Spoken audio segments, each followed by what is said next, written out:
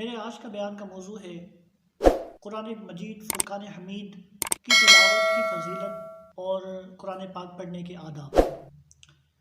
قرآن پاک پڑھنا کتنا باعث اجر و ثواب ہے اور کتنی اس میں خیر و برکت ہے، آپ حدیث پاک سے اندازہ لگائیے کہ نبی اکرم صلی اللہ علیہ وسلم نے ارشاد فرمایا، خیرکم من تعلم القرآن وعلمہ، تم میں سے بہترین ہے وہ شخص جو قرآن سیکھے اور دوسروں کو سکھائے۔ کہ نبی اکرم صلی اللہ علیہ وسلم نے سب سے بہتر شخص اسے قرار دیا جو قرآن کی تلاوت کرتا ہے، قرآن سیکھتا ہے اور دوسروں تک پہنچاتا ہے، دوسروں کو سکھاتا ہے۔ اسی طرح ایک اور حدیث پاک ہے، نبی اکرم صلی اللہ علیہ وسلم نے ارشاد فرمایا، ترمذی کی حدیث ہے، آقا علیہ الصلوۃ والسلام نے ارشاد فرمایا کہ قرآن پاک کی تلاوت کرنا ایک نیکی کے برابر ہے، یعنی جو قرآن کی تلاوت کرتا ہے تو قرآن کی تلاوت کرنے کے بدلے میں ہر حرف کے بدلے میں ہر حرف کے عوض اسے ایک نیکی ملتی ہے، اور ایک نیکی کا اجر 10 نیکیوں کے برابر ہے۔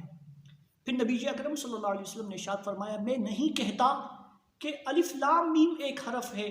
بلکہ الف ایک حرف، لام ایک حرف اور میم ایک حرف ہے۔ اس سے معلوم ہوا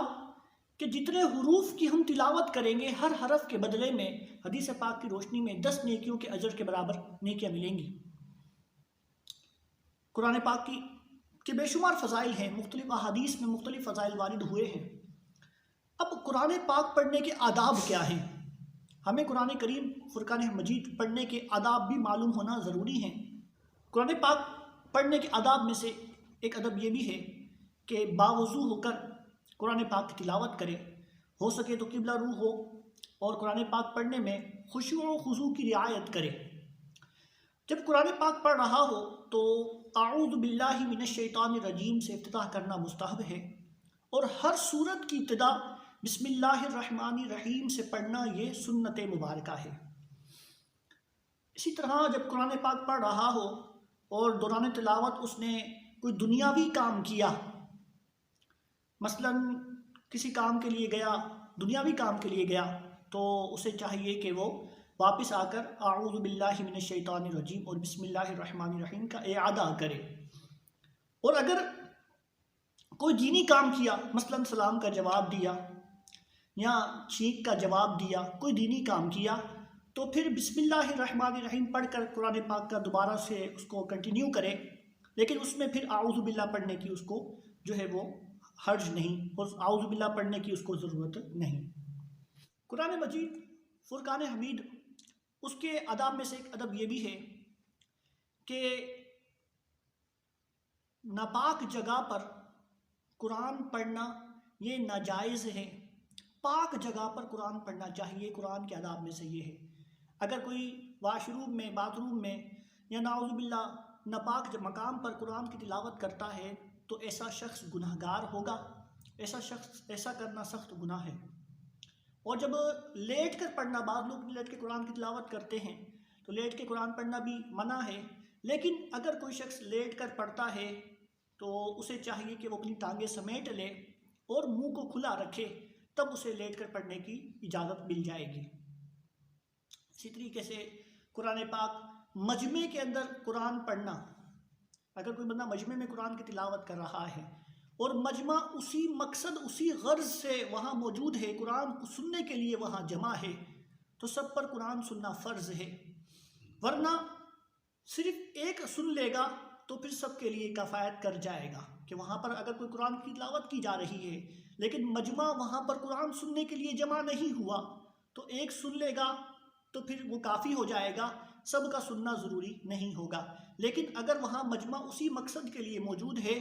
تو پھر اس صورت میں سب پر قرآن پاک کی تلاوت سننا یہ ضروری ہو جائے گا، واجب ہو جائے گا۔ اسی طریقے سے بعض لوگ تیجے کے اندر، سویم میں یا کل شریف کے موقع پر یا قرآن خوانی کرتے ہوئے سب اکٹھے ہو کر اجتماعی طور پر بلند آواز سے قرآن کی تلاوت کرتے ہیں، ایسا کرنا ناجائز و گناہ ہے۔ تو کیونکہ قرآن پڑھنا، جب پڑھا جائے اس کو سننا لازمی ہوتا ہے، لہٰذا جب تیجے کے اندر، سویم میں قرآن کی تلاوت کی جا رہی ہو تو اتنی آواز سے کرنی چاہیے کہ اپنے ہی کان سنیں، دوسروں تک نہ پہنچے۔ سب بلند آواز سے قرآن پڑھنا ان کے لیے درست نہیں ہے۔ ہاں، مدارس کے اندر جو بچے حفظ کر رہے ہوتے ہیں ان میں یہ مسئلہ ہے کہ وہ منزل یاد کرنے کی نیت سے، قرآن یاد کرنے کی نیت سے بلند آواز سے قرآن پڑھ سکتے ہیں۔ ادروائز قرآن خوانی جب ہو رہی ہو، بلند آواز سے سب کا اجتماعی طور پہ پڑھنا یہ ناجائز ہے،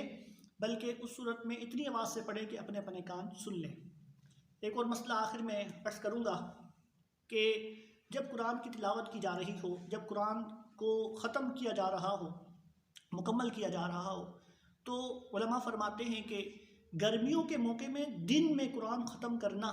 یہ مستحب ہے، بہتر ہے۔ کیوں؟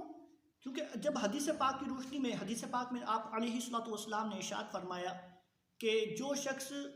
قرآن ختم کرتا ہے، دن میں ختم کرتا ہے، تو رات تک فرشتے اس کے لیے استغفار کرتے رہتے ہیں، اور اگر رات کو قرآن پاک ختم کرتا ہے تو دن تک فرشتے اس کے لیے استغفار کرتے رہتے ہیں۔ اس حدیث پاک کی روشنی میں یہ ہمیں معلوم ہوا، یہ ثابت ہوا کہ جو شخص قرآن ختم کر رہا ہے تو گرمیوں میں اس کے لیے بہتر یہ ہے کہ وہ دن کے صبح کے وقت قرآن ختم کرے تاکہ فرشتے اس کے لیے استغفار کریں، تو وہ شام تک، کیونکہ گرمیاں میں دن زیادہ ہوتے ہیں، لمبے ہوتے ہیں، تو دن میں جو ہے وہ قرآن کی تلاوت جب ختم کرے گا، صبح کے وقت ختم کرے گا، تو فرشتوں کا استغفار زیادہ ہوگا۔ اور اگر رات کے وقت قرآن تلاوت کرتا ہے، ختم کرتا ہے، اور سردیوں کا موقع ہے، تو سردیوں میں چونکہ راتیں لمبی ہوتی ہیں تو اس موقع پر رات جو ہے وہ لمبی ہو جائے گی اور فرشتوں کا استغفار زیادہ ہو جائے گا۔ اس وجہ سے اس کے لیے بہتر یہ ہے کہ سردیوں میں وہ رات کو قرآن کی تلاوت ختم کرے۔